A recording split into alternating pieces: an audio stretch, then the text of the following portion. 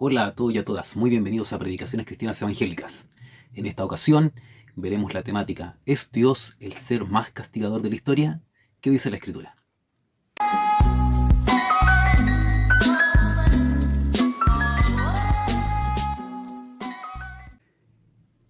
Para algunos que no conocen la Escritura, el Antiguo Testamento es el escenario en donde se mueve un Dios castigador, implacable, violento y sanguinario, el cual mata a diestra y siniestra a quienes están en contra de su voluntad. Para algunos, Dios creó al ser humano con una libertad, y cuando actúa contrariando esa libertad o contrariando la voluntad, utilizando la libertad que Dios le dio, Dios le aniquila. Aún incluso para otros, Dios creó a una parte de la humanidad simplemente para perderse, simplemente para no poder creer y para ser castigada. Pero, ¿es esto lo que dice la Escritura en toda su extensión? Veamos qué es lo que dice la Biblia a continuación. En primer lugar, veamos qué es lo que dice la Escritura respecto de Dios. En múltiples pasajes, la Escritura dice que Dios es un Dios misericordioso, perdonador. Por ejemplo, en Éxodo 34:6 declara que Dios es misericordioso y piadoso, lento para la ira y grande en misericordia y verdad. Estas declaraciones respecto de Dios son confirmadas en Deuteronomio 4:31, el Salmo 145:8, el Salmo 86:5, el Salmo 108:4, el Salmo 145:8, Joel 2:13 y en múltiples pasajes durante todo el Antiguo Testamento. Sin embargo, también vemos a Dios actuando en contra del pecado. Vemos a Dios actuando en contra del pecado de Adán y Eva. Vemos a Dios actuando en contra del pecado de Caín en contra de su hermano Abel. Vemos a Dios actuando en contra del pecado de la generación antidiluviana. Y vemos a Dios actuando en contra del pecado de Israel, tratándolo como a un hijo, tratándolo con misericordia, con amor, con cariño, dirigiendo sus pasos. Pero cada vez que el pueblo iba a la idolatría, nuevamente era castigado y sancionado por Dios. Sin embargo, cada vez que se arrepentía, Dios estaba ahí como un Dios amoroso.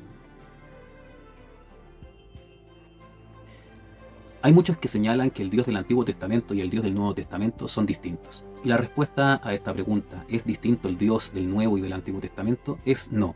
Dios es inmutable, Dios no cambia, Dios siempre permanece igual. Sin embargo, las diferencias que podemos notar en el relato no son diferencias que se pueden atribuir a la personalidad o al carácter de Dios, sino más bien a una revelación progresiva y a la diferencia histórica que existe entre el Antiguo y el Nuevo Testamento. En el Nuevo Testamento, la palabra de Dios en San Juan capítulo 3, verso 16, nuevamente viene a declarar cuál es el carácter de Dios, al señalar porque de tal manera amó Dios al mundo, que ha dado a su Hijo unigénito, para que todo aquel que en él cree no se pierda, mas tenga vida eterna. Y señala en múltiples pasajes que Dios quiere que todos se salven y que nadie se pierda, sino que todos procedan al arrepentimiento. Sin embargo, también a la iglesia es educada y es tratada como un hijo por parte de Dios, quien actúa como un padre amoroso, el cual señala en Hebreos capítulo 12, verso 6, que Dios también reprende y castiga a todo aquel que ama y a todo aquel que toma por hijo. En el Nuevo Testamento también vemos a Dios castigando la maldad.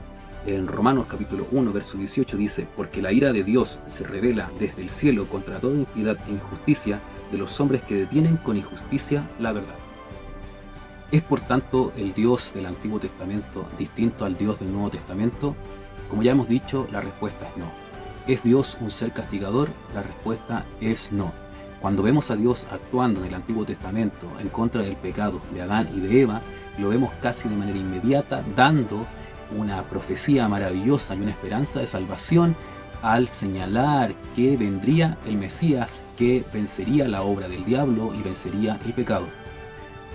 Cuando castiga a Caín respecto del asesinato de Abel, también provee a Adán y a Eva un hijo llamado Set, del cual se proveerá de generaciones perfectas para darle una esperanza al mundo antediluviano, el cual, si bien fue destruido por el diluvio, hubo un periodo extenso de predicación donde cualquier persona se podía arrepentir y podía también optar a la salvación del diluvio por medio de embarcarse en el arca.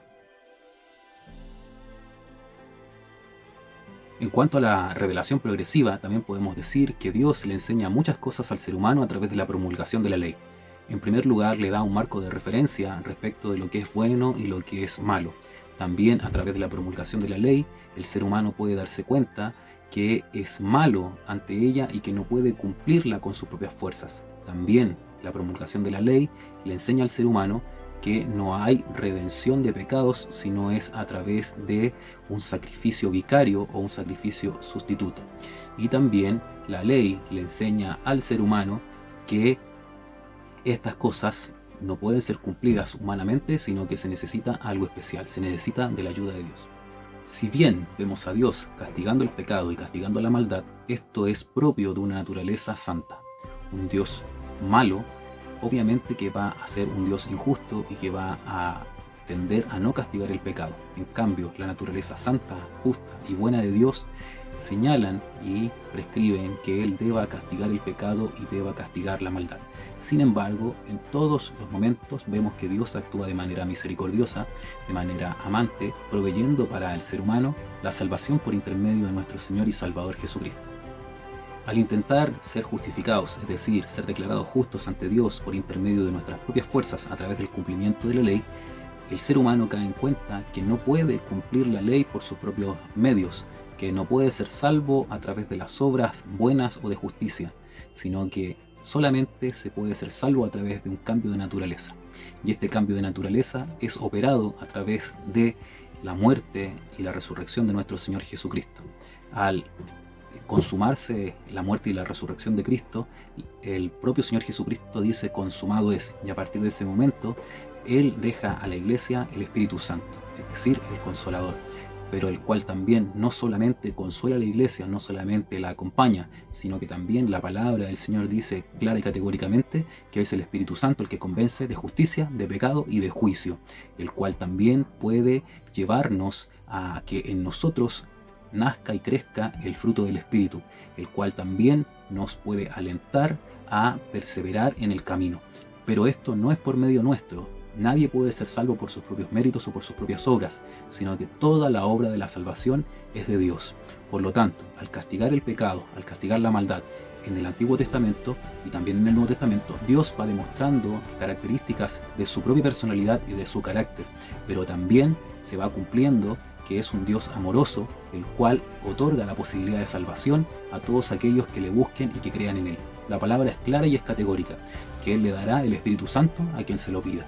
Por lo tanto, en esta hora, si tienes una visión errada de Dios, ves a Dios como un juez injusto, si ves a Dios como un ser malo, como un ser violento, castigador, quizás en la iglesia o en alguna congregación te han hecho daño, pero Dios es un Dios perdonador, es un Dios amoroso, es un Dios que si bien nos castiga por un momento, su ira, su enojo dura por un tiempo.